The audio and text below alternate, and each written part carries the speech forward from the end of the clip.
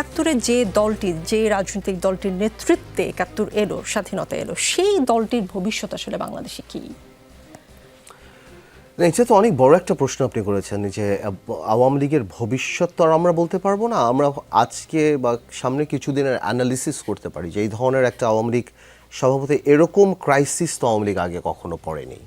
1975 সালে আওয়ামী লীগের একটা রাজনৈতিক হত্যাকাণ্ড হয়েছে, যার কারণে আপনি বলতেও পারেন খুব হার্শলি যে আওয়ামী লীগের পতন হয়েছে। কিন্তু এইবার আওয়ামী লীগের সামাজিক পতন হয়েছে।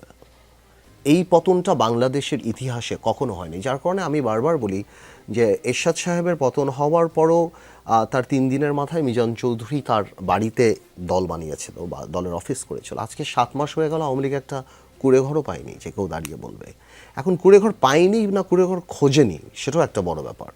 যে আওয়ামী লীগের ভবিষ্যৎ সামনে কী হবে এটা নির্ভর করবে যে আওয়ামী লীগের নেতৃত্ব কী হবে। একসময় যখন বলা হতো যে শেখ হাসিনা ছাড়া কোনো অল্টারনেট নাই, শেখ হাসিনার কোনো অল্টারনেট নাই, ইটস শেখ হাসিনা। এখন আওয়ামী লীগের আবার একটা গ্রুপ মনে করছে যে এই শেখ হাসিনাই যে স্ট্রেংথ ছিল, তাহলে কি আপাকেই বাদ দিতে হবে, আপাই কি লায়াবিলিটি? একটা গ্রুপ ন্যাচারালি চিন্তা করতেই পারে। আবার আওয়ামী লীগেরও যত বক্তৃতা আওয়ামী লীগ সভানেত্রীর কাছ থেকে শুনেছি, আওয়ামী লীগ নেতৃত্ব পরিবর্তন হওয়ারও কোনো সুযোগ বা কোনো মানসিকতা দেখি না। আমার যেটা অ্যানালিসিস যে আওয়ামী লীগ চাচ্ছে আওয়ামী লীগ যাতে ব্যান্ড হয়ে যায়, যেটা একটা কথা ছিল, তাহলে আওয়ামী লীগের নির্বাচনে আসতে হবে না, আওয়ামী লীগ সারা পৃথিবীতে কাটতে পারবে এবং আওয়ামী লীগের নেতৃত্ব পরিবর্তনের আর কোনো সুযোগ নাই। কারণ আর যদি ব্যান না হয় এবং আওয়ামী লীগ যদি নির্বাচন, ব্যান তো হচ্ছে না আমার যে পলিটিক্যাল ধারণা, আওয়ামী লীগ যদি নির্বাচনে অংশগ্রহণ করার জন্য খোলা, আওয়ামী লীগ আসুক নির্বাচন করতে, সেই ক্ষেত্রে আওয়ামী লীগের কিন্তু দায়িত্ব নিয়ে একটা প্রশ্ন উঠবে। বিকজ আমার মনে হয় না সভানেত্রী এই মুহূর্তে ওই মোরাল জায়গায় আছেন যে উনি জেল খেটে জেলে থেকে বসে ওটা করবে। ওটা করার জন্য অনেক মোরাল সাপোর্ট লাগে, যেটা আপনার 1/11-এর সময় ছিল যে উনি দেশে ফিরে এসে করেছেন, because people were with her. ওই সময় একটা বড় জনসমর্থন ছিল। এখন ওই জিনিসটা না, এখন আওয়ামী সমর্থন আছেন, কিন্তু জনসমর্থন কিন্তু নাই। এবং ওনার একটা সময় ধরেন 5ই আগস্টের আগে একটা সময় আওয়ামী লীগ সরকার যখন ছিল, মনে হতো না আপনার যে আওয়ামী লীগ রিপ্রেজেন্ট করতো, বা বিষয়টা এমন মনে হতো যে বাংলাদেশে আওয়ামী লীগ ছাড়া আর কোনো মানুষ নেই, বাংলাদেশে যা আছে সবই আওয়ামী লীগ। এখন যদি সেই দলের নেতারা বিশেষ করে ফেরত আসে এবং দলকে আবার গোছানোর চেষ্টা করে, আসলেই কি বাংলাদেশে এখন যে সিচুয়েশন, এখন আমার মনে হচ্ছে বাংলাদেশে আওয়ামী লীগ বলেই কিছু নেই, সেটা কি সম্ভব? না, আপনার বুঝতে হবে পুরো সিচুয়েশনটা কিন্তু আলাদা একটা জিনিস। ঘুরে দাঁড়ানোর যে রাজনীতি, সেখানে না একটা মোরাল জায়গা থাকে। এখন আওয়ামী লীগ কিন্তু 75-এর পরও ঘুরে দাঁড়িয়েছে, আওয়ামী লীগ কিন্তু 1/11-এর পরও ঘুরে দাঁড়িয়েছে, কিন্তু এখন আওয়ামী লীগ চোর, এখন আওয়ামী লীগ দুর্নীতিবাজ। এখন যে আওয়ামী লীগকে আপনি এত ভালো মনে করতেন, সে আওয়ামী লীগ এস আলমের পকেটে, দরবেশের পকেটে, আরও অনেকের পকেটে। এক একটা এমপি মন্ত্রীর 250, 300, 400, 500 বাড়ি, পিয়নের কাছে 400 কোটি টাকা। এই লায়াবিলিটিগুলি আপনার নিতে হবে, এই জিনিসগুলি। সো আওয়ামী লীগ দেশে বিদেশে বদনাম হয়ে গিয়েছে, আওয়ামী লীগের হাতে রক্ত, আওয়ামী লীগ 3বার গণতন্ত্র হত্যা করেছে। সো এত বড় এক্সট্রা ব্যাগেজ নিয়ে ওই ক্যালিবারের, ওই স্ট্যাচারের কোনো নেতা নাই যে এসে বলবে যে আমি ঘুরে দাঁড়াবো। আর যে আসবে সে এখন এভিয়ান পানি খায়, তার প্রেফারেন্স চেঞ্জ হয়ে গিয়েছে। আপনি বুঝতে পারছেন, একসময় যারা এই রাজনীতিটা করতো, যারা আইয়ুব খান, ইয়াহিয়া খানকে ভয় পায়নি, কারণ তাদের মধ্যে অনেস্টি ছিল। এখন তারা 1000 কোটি টাকার মালিক। কেন আসবো আমি কষ্ট করে? আমার তো হয়ে গিয়েছে, আমার তো বয়স হয়ে গিয়েছে, আমার বাচ্চারা বিদেশে সেটেল, প্রত্যেকটা মন্ত্রী মিনিস্টারে তো বাচ্চারা বিদেশে চলে গিয়েছে। এই লাগেজটা নিয়ে আমি কেন ফেরত আসবো?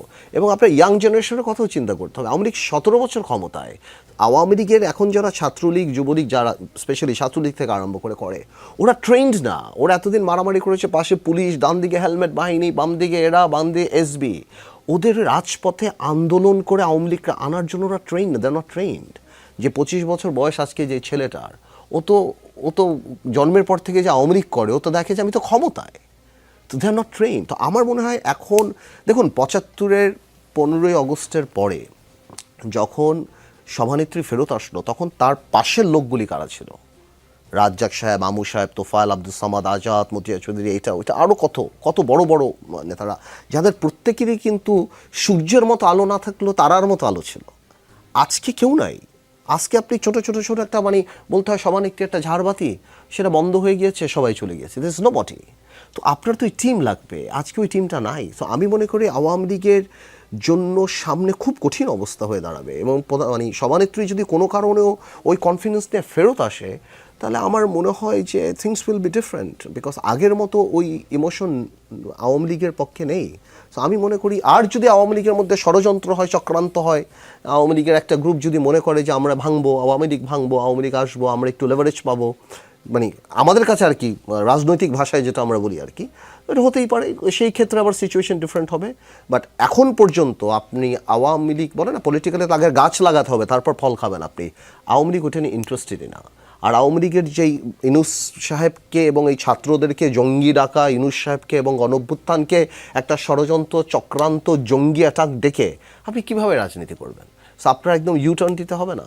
তো আমার মনে হয় যে আওয়ামী লীগ রাজনীতি করার চেয়ে এখন সার্ভাইভাল নিয়ে চিন্তিত। আর যদি মনে করে বাইরের কোনো দেশ প্রধানমন্ত্রীর তো একটা গলার মালা, যেটা ইউনূস সাহেবের গলা থেকে খুলে অন্য কারো গলায় পরিয়ে দিলে উনি প্রধানমন্ত্রী হয়ে যাবেন বা কেউ হয়ে যাবেন, তাহলে আমার মনে হয় বোকার স্বর্গে বাস করে। ওই প্র্যাকটিক্যালিটি নেই। আওয়ামী লীগের আসলে প্রক্রিয়ার মধ্যে দিয়ে আসতে হবে, যেই প্রক্রিয়া এখনও স্টার্ট হয়নি।